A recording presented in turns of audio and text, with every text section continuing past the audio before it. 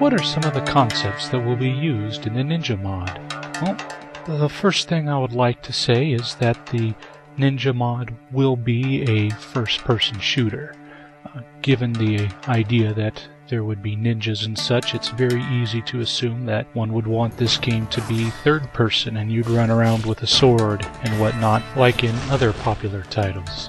It may seem a bit of a stretch to some to be wielding guns and such and trying to claim that you're playing as a ninja.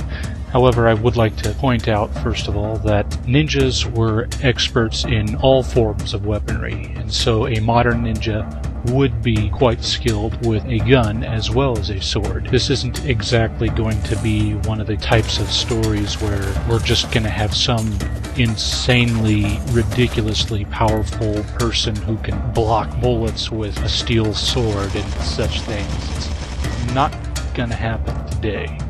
But I will, of course, try to remain true to the concepts of ninja skills and ninja arts. What I imagine for the basic gameplay is that you will be able to move swiftly and quickly around the battlefield. A lot of the common grunts and whatnot that you'll be fighting up against, you could easily run up to and slash them with a sword rather than shooting them from a distance. But you still could shoot them from a distance. The idea is that I'm giving the player some freedom. They can play the game how they desire to play it. Which is another thing I would mention here, is that I intend for most of the objectives in the game to be ones that could be accomplished through a variety of different means. If you want to be stealthy and sneak around and take everyone down silently, that is an option. If you want to run through and start letting bullets fly, that is an option. It's going to depend on how you as the player want to play it. There will also be some recommended courses of action depending upon the level, but I don't want to tie anyone down and force them to play exactly how I want them to play. Now, about the use of a sword and whatnot, in modern first-person shooters it's almost standard to be having a melee attack amongst all the basic controls. That will certainly be the case for this game. Having that melee option is going to be critical. Using both swords and guns is far from something new. But while early examples like Shadow Warrior and Jedi Knight weren't completely successful with it, we have seen more recent examples like Unreal Championship 2 showcase much more viable models that can be adapted to work successfully in this project. Yes, you will have a sword. Yes, you will have a gun. But it will be up to you to determine which you will use, if you use either at all. Now let's move along to the level design. There are a lot of core fundamentals behind Ninja Mod that I'm taking out of the early and classic first-person shooters. One of the particular aspects of that would be the level design. Typically today, a first-person shooter will have you move from this point to this point to this point. There's really not much decision involved. You don't have to backtrack. You're just moving, progressing through a linear fashion. But what you anciently had was an area where you would have to explore to find a key or a switch that would open up a new area to explore. And that is the objective I have for how I want the levels to be designed in the Ninja Mod. I want to force the player to take notice of their environment. When they pick up a key item, they must think back and recall a place where it could be used. Now for the Ninja Mod, I don't want to use something so unimaginative and obvious as a repeating set of colored keys, but I would use original and custom tailored keys. Like maybe a broken forklift is blocking your path. Well, you can find a box of tools and repair the forklift and move it out of your way. Instead of hitting a button to extend a bridge, maybe you first have to go find a hose and put it in some machinery so that the bridge can extend.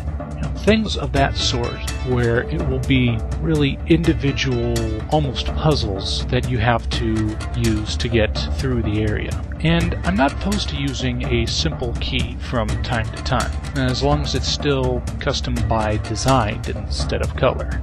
Like, instead of having a blue key and a yellow key, you'd have a swipe card, or maybe a computer circuit board, or some traditional type of key, whatever. Thus, you would have to think of where that key would fit into a locking mechanism. Like, oh, that door was locked by something that had a swipe card reader, and that one had some clear missing circuit component. There we go, fits in place, just what we want. Now a quick word about the weapons. The idea that I have for the weapons to be used in this game is a fairly original one. Typically what we're seeing today is we see a lot of games that limit the number of weapons you can carry. Usually you're only able to carry 2. And then of course we still see a lot of games that are using the traditional setup where you can just carry an unlimited array of weapons. I've figured out almost a happy middle ground between the two. You're still going to be limited to a certain number of weapons, but that number of weapons is going to be 4. You can carry any 4 weapons that you want. In addition to that, they're also going to be restricted according to the size or weight of the weapon. So effectively, you have 4 weapon slots. The first slot can only hold a lightweight weapon, like for example a handgun. The next 2 slots would be able to hold any lightweight or medium weight weapons, and the medium weight weapons would be like a typical rifle, the average weapon that you'll be coming across. And then the 4th slot would be capable of holding a heavyweight weapon or a large weapon. That would be like the rocket launcher, a sniper rifle. The really heavy-duty weapons, you'll only be able to carry 1 of those, but you can carry these other ones very simply and easily. Also, you will have the option of carrying 2 heavyweight weapons at the sacrifice of being able to use all those other smaller slots. So if you wanted, you could carry a rocket launcher and a sniper rifle, but you're not going to also have a handgun and a rifle. The idea behind this is that we're going to give some freedom and options to the player, but still restricted so that they're not a walking arsenal. Especially for a game of this design, I'm not very keen of just letting the player have this infinite array of weapons. If you've got 500 weapons, sitting on you and you've got ammo for each one, well then what's to ever stop you from just using those weapons and plowing your way through everything?